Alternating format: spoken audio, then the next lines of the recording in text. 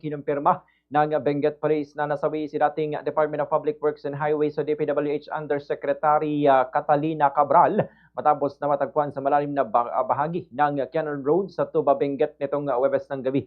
Ayon sa Benguet Provincial Police Office, ang insidente ay inireport ng mismong driver ni Cabral na si Carlo Hernandez.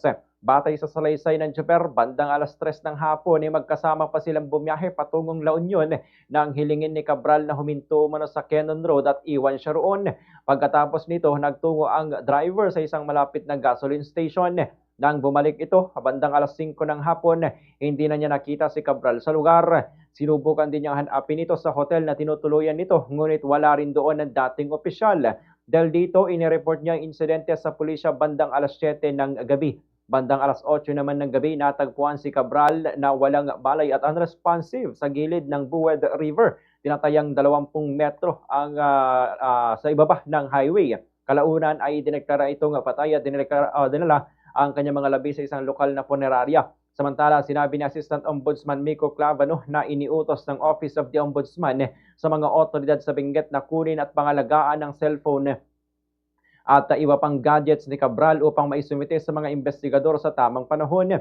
Si Cabral ay nadawit sa mga aligasyon ng budget insertions at kickbacks kaugnay ng mga multi-billion pesos na flood control projects na anomalies.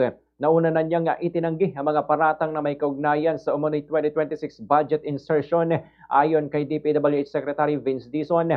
Bilang Undersecretary for Planning and Public-Private Partnership, si Cabral ang namamahala noon sa paghahanda ng budget ng DPWH sa pagpaplano at pagpapatupad ng mga infrastructure at public-private partnership projects ng ahensya. Ganito ang naging bahagi ng pagpapahayag ni Carlo Hernandez, ang tsuper o driver ni ex-DPWH Undersecretary Maria Catalina Cabral. Alas 3, bumaba po siya, nagpaiwan sa akin. Bago po naman iwan, nakaupo po siya doon sa may bato. Sabi niya, balikan ko na lang siya.